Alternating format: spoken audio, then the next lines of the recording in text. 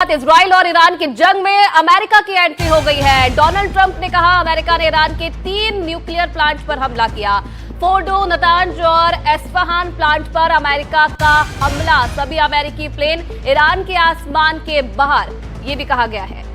Fordow पर बमों का पूरा पेलोड गिरा गया।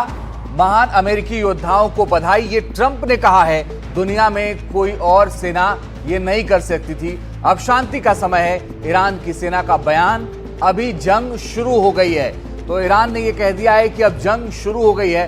बड़ी और अहम बात यह है कि अभी व्हाइट हाउस के प्रवक्ता का बयान आया था कल, और उन्होंने कहा था कि 15 दिनों का वक्त लिया है अमेरिका ने। 15 दिनों के बाद ट्रंप ये फैसला करेंगे कि आखिर आगे अमेरिका सीधे युद्ध में उतरेगा या नहीं उतरेगा। लेकिन अब जो खबरें आ रही हैं, अब जो डोनाल्ड ट्रंप के ट्वीट आ रहे हैं, उससे उन्होंने कहा कि फोर्डो, नतांज, एस्फहान प्लांट पर अमेरिका ने हमला किया है और हमला करके सुरक्षित उनके जवान वापस लौट गए हैं। अली अब्बास हमारे सहयोगी ज्यादा जानकारी के लिए जुड़ गए हैं फोन लाइन पर। अली, जब अमेरिका ने 2 हफ्ते का वक्त लिया था और ये कहा था 2 हफ्ते बाद वो फैसला लेंगे, फिर अचानक से ये हमला अमेरिका ने किया और ट्रंप इसकी पुष्टि कर रहे हैं, क्या सच्चाई है इसकी?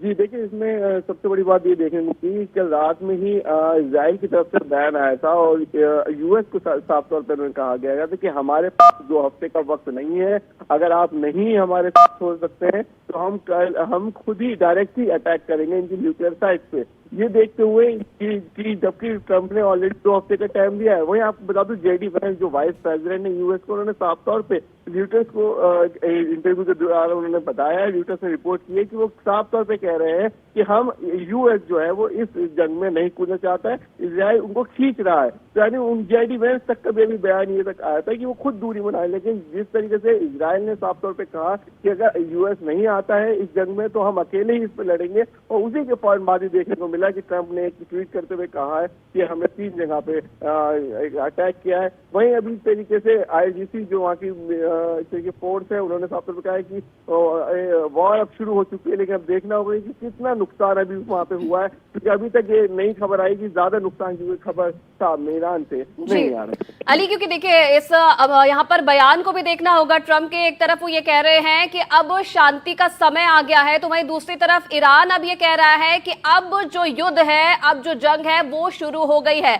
तो कैसे इन दोनों बयानों को हम देखें? अब देखिए, ईरान ने साफ ही कह दिया था, कल भी उनका बयान आया है, और जो उसके प्रॉक्सी यानी यमन तक, उन सब ने भी ये कह दिया था। इनफैक्ट रशिया ने भी ये कह रखा था कि अगर कोई भी इस जंग में तीसरा देश उतरता है तो वो बात सही नहीं होगी। इनफैक्ट ईरान ने भी साफ तौर पर कहा था कि हमारे लिए इजराइल इतना आसान नहीं जितना आसान इराक के अंदर यूएस के बेस है। तो एक तरीके से पहले ही एक वार्न कर दिया गया था यूएस को भी और जो भी दूसरे देश हैं कि वो कोई भी इस जंग में ना गुजरे, क्योंकि आपको बता दूं यूएस बेस जो है इराक में वो बहुत ही करीब है ईरान से, और ईरान ने ऑलरेडी इससे वार्न यूएस को भी कर दिया था। लेकिन अब देखना होगा जिस तरीके से ये यूएस कह रहा है कि हमने पूरी तरीके से हमला कर दिया, हमसे बेहतर कोई नहीं है, तो ये अब देखना होगा कि ईरान इसका क्या कड़ा जवाब देता है, क्योंकि अब ईरान के पास पूरा ये जवाब देने का वक्त है, क्योंकि ईरान ने साफ तौर पर कह दिया कि हमने इस पे जवाब जरूर देंगे। अली बने रही, हम लौट रहे हैं आपके पास। और ये जो तस्वीर आप देख रहे हैं,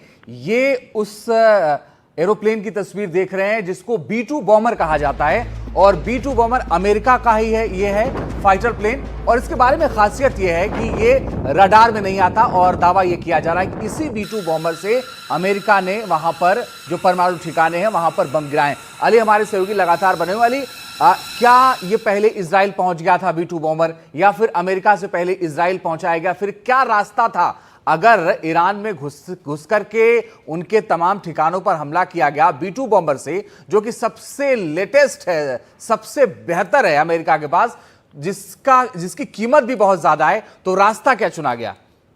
देखिए, रास्ते की बात करें तो आपको बता दें इराक में खुद एयरबेस जो है वो यूएस का ही है। इनफैक्ट अभी पाकिस्तान के ही मेंबर भी हैं, उन्होंने साफ तौर पे अपनी सरकार पे ये आरोप लगाया है कि पाकिस्तान सरकार खुद एयर स्पेस दे रही है अमेरिका को। तो अब ये नहीं कहा जा सकता कि वो इजराइल से आया होगा, क्योंकि ईरान के चारों तरफ देखा जाए, चाहे अफगानिस्तान की बात करें हम, टर्की की बात करें हम, अजरबैजान की बात करें, वहाँ हर जगह पे यूएस के बेस बने हुए हैं ऑलरेडी, और ईरान तक पहुंचने के लिए यूएस बेस उसके चारों तरफ है। तो कहीं से भी ये आ सकता है, क्योंकि जो उसकी रडार है वो पता नहीं चलती है कि कहाँ पर है। और तो इजीली जो इजराइल से नाते हुए जो चारों तरफ जिस तरीके ईरान के घिरा हुआ है और ईरान के आसपास के बेस बने हैं, वहां से ये जरूरी है आया होगा।